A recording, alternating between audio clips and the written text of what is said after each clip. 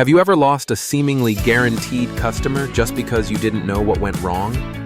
Ever walked out of a meeting with a vague feeling, were they interested in the product or just being polite? Many people are stuck in a loop the more they talk. The fewer deals they close, the harder they try to convince, the more the other side withdraws. It's not about lacking skill, but making psychological mistakes right from the approach. In a world where customers are tired of being pitched, even one wrong signal can shatter trust. Selling is no longer about being persuasive. It's the art of deep understanding. Will you keep selling by instinct, or begin to approach with a mindset that makes customers willingly open their wallets? Here is a series of psychological principles that completely transform selling, from confrontation to attraction. Part 1. Drop the fake enthusiasm. A very common mistake in sales communication is excessive excitement right from the start. The person in front of you doesn't want to meet an actor. They need someone trustworthy. When you enter a conversation with overly bright eyes, a heightened voice, and a forced smile, it doesn't build goodwill, it raises suspicion. They don't see the real you. They see a mask. And when they sense they're being convinced instead of being heard, their mind shuts down. No matter how good your product is, the feeling of being pressured is enough for them to turn away. In today's world full of tricks, the only thing that can break down a customer's subconscious defenses is sincerity. To truly build trust, you must show up as someone who knows when to take a step back. Focus on maintaining a calm tone, genuine eye contact, and choose your words carefully. Don't try to transmit energy, transmit safety. When customers feel they're not being pushed, they have space to step toward you. Practice calm presence in how you stand. Wait and respond. Speak to them as equals, not above or below. Proper humility builds longer-lasting credibility than any pitch. Let calmness be your charisma. Part 2. Stop pitching too early. Many salespeople fail not because they lack good solutions, but because they don't know when to talk about them. The moment they meet a potential buyer, they immediately spill benefits, features, promises, and guarantees. But the truth is, customers don't care, at least not yet. What they need at that moment isn't a presentation, but someone who wants to understand them. When you speak too soon, you put yourself in the position of a seller, not a listener. And that's the first step to losing the connection. Pitching too early is like a doctor prescribing medicine before asking about symptoms. What seems like responsiveness is actually rash and dangerous. Buyers will feel you don't truly care about them, only about delivering your information to hit personal goals. They don't see themselves in that conversation. They don't feel understood. The result: indifference, silence, and eventually, a lost opportunity. Sellers think they're being proactive, but miss the most crucial moment: understanding before persuading. To change the outcome, change the sequence. Start with short but sharp questions. Focus on uncovering the current situation rather than leaping to solutions. Ask what's been bothering you most recently, or if you could change one thing, where would you begin? That's when the other person opens the door to share. Only when they speak first do you earn the right to propose. At that point, presenting is no longer selling, it's timely problem solving. This is how you lay the foundation before building walls. Part 3. Remove pressure. One silent killer of trust in sales is pressure. When buyers feel they're being pulled toward a decision they're not ready for, they instinctively withdraw. It's a survival instinct.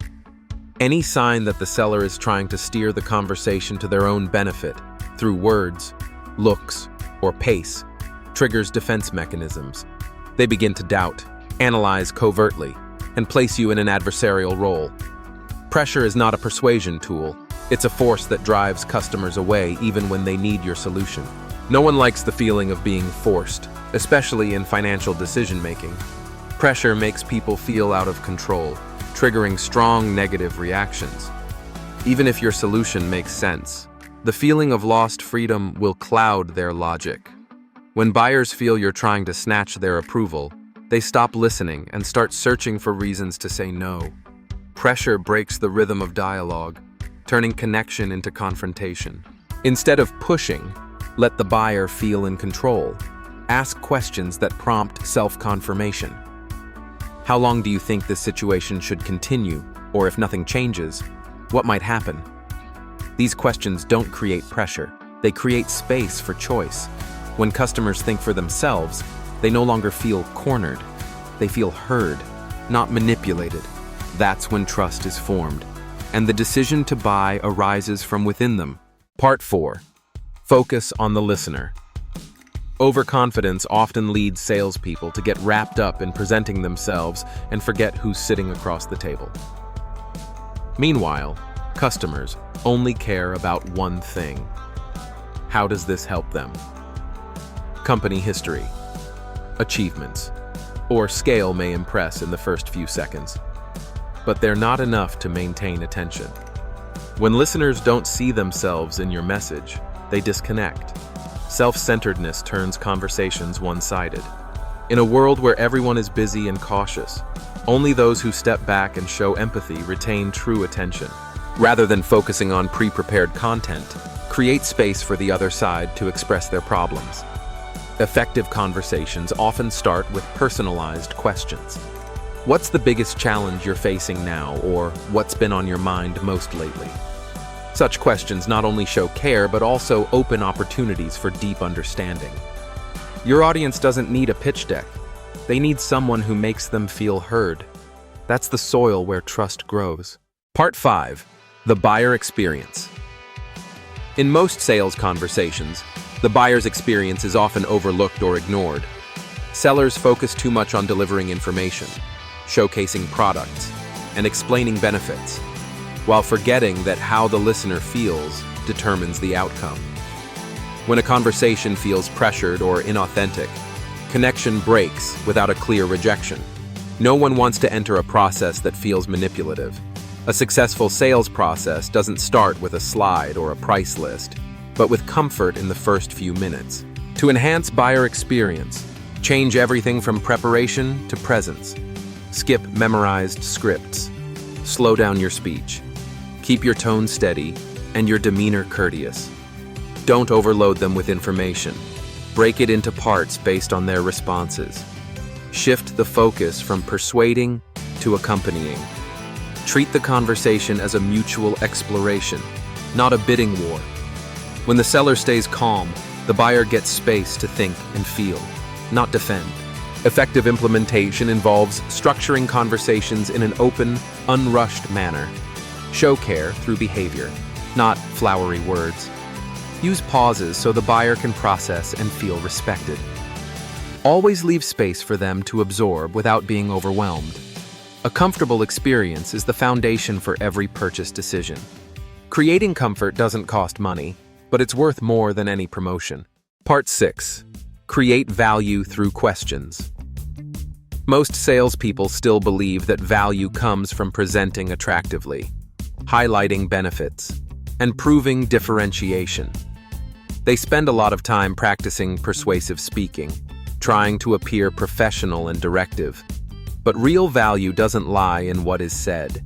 It's in the pauses of the conversation, where the customer is guided into their own thoughts. An effective conversation isn't measured by how much is said, but by how deeply it opens up the other's mind. Buyers don't change because they're convinced. They change because they realize something from within. The best salespeople know how to use questions to guide thinking. They don't speak much, but they lead the listener to express things they've never voiced before. Active listening, combined with intentional prompting, creates a space where customers connect their issues with emotions. When buyers begin articulating their own reasons, they are no longer being persuaded. They become proactive discoverers. This increases engagement because the solution no longer comes from the seller. The buyer is moving toward it. Applying this technique well requires thorough preparation. Before each meeting, the seller should define core topics, not rehearse a speech.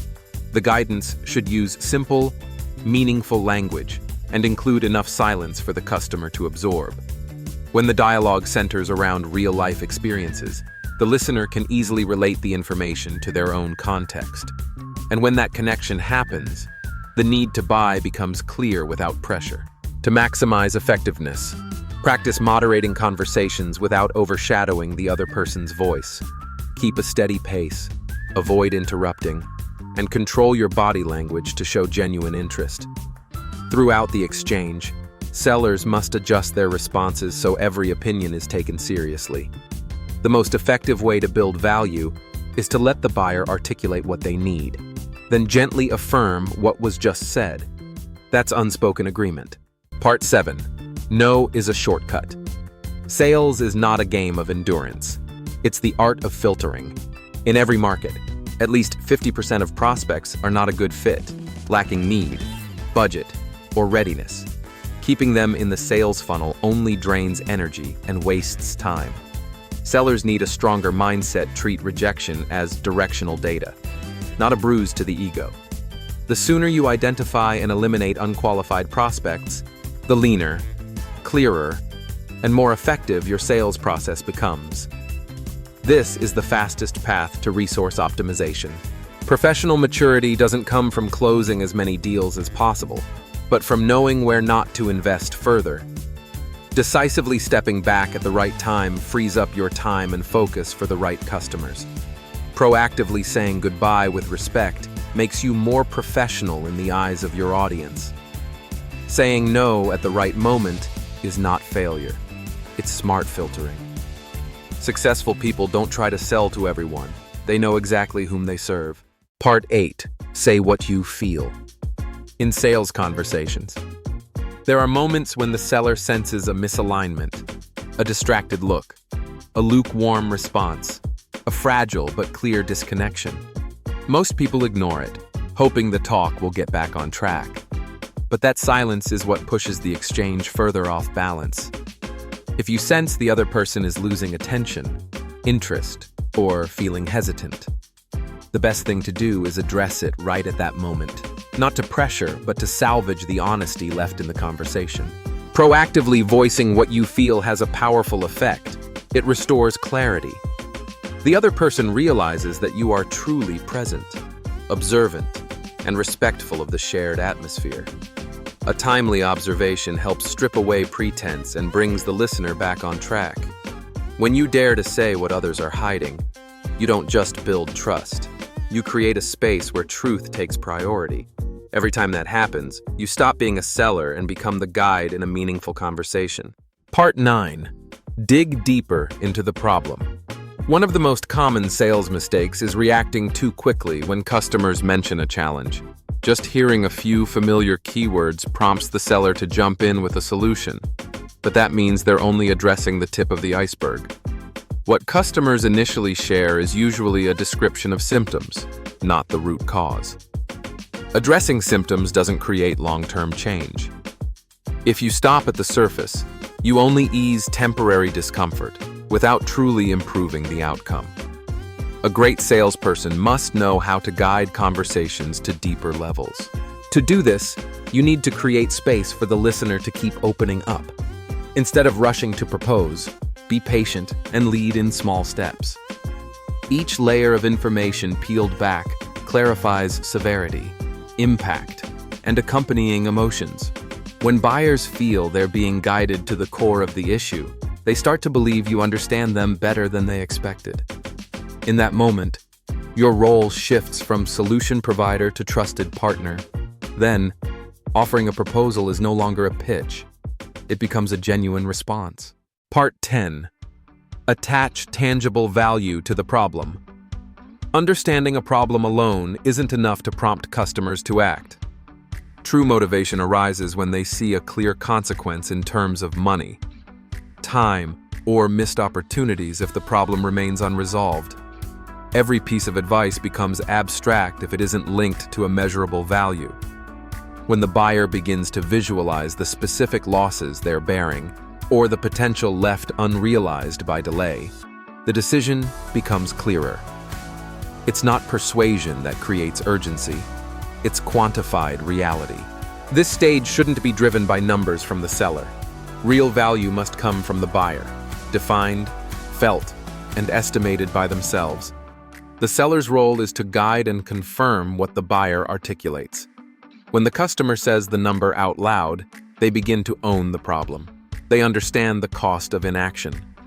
From that point on, the proposed solution is no longer an expense. It becomes a smart investment. Value only matters when it's named by the customer themselves. Part 11. Two-way conversation. One-way information delivery is no longer effective in modern sales. When the seller talks non-stop without leaving room for feedback, the conversation quickly turns into a monologue. Buyers don't want a lecture. They want a dynamic exchange where they take part in shaping the solution. Every time you pause at the right moment for input, you deepen the connection. Real interaction isn't a technique. It's an attitude, the desire to understand, not to win. To maintain a two-way dialogue, the seller must create a comfortable space where the listener feels safe to speak up. This starts with concise delivery, strategic pauses to observe reactions, and responses rooted in genuine listening. The more moments where the buyer actively participates, the more effective the sales process becomes. When information is co-created, a sense of ownership forms in the buyer's mind. From there, the purchase decision is no longer reactive persuasion. It becomes intentional agreement. Part 12. Timing the budget right. Discussing budget too early often puts the buyer in a position of premature commitment before they've understood the value. Mentioning numbers up front can turn the conversation into a bargaining match instead of a real problem exploration.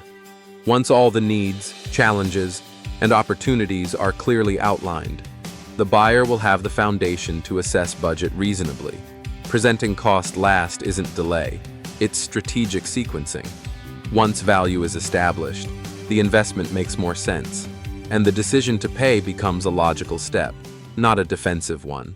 Part 13. Feedback loop. Keeping a conversation alive isn't about saying more. It's about regulating pace with timely, short feedback. Maintaining engagement with small questions like, "Does that sound reasonable to you?" or "Does this fit with how you're currently operating?" helps draw the buyer back into the flow. These minor prompts not only gauge agreement, but also create ongoing emotional anchors. When the conversation flows like a two-way stream, decision-making becomes lighter, more natural, and distinctly collaborative. Modern sales isn't for those clinging to outdated methods and mistakenly thinking manipulation is the pinnacle. What you've just read may unsettle some, especially those who've built careers around pressure tactics, memorized scripts, and talking more than listening. But if this bothers you, maybe you're exactly in the zone that needs change. Customers no longer tolerate hollow words. They open up only to those who are perceptive enough to understand, patient enough to guide, and confident enough not to force. Buyers don't seek a winner. They seek someone who makes them feel safe. So are you selling to hit your targets? Or are you having conversations that earn you the right to be chosen? Thank you for watching the whole video. Please like and subscribe to the channel so you don't miss the next videos.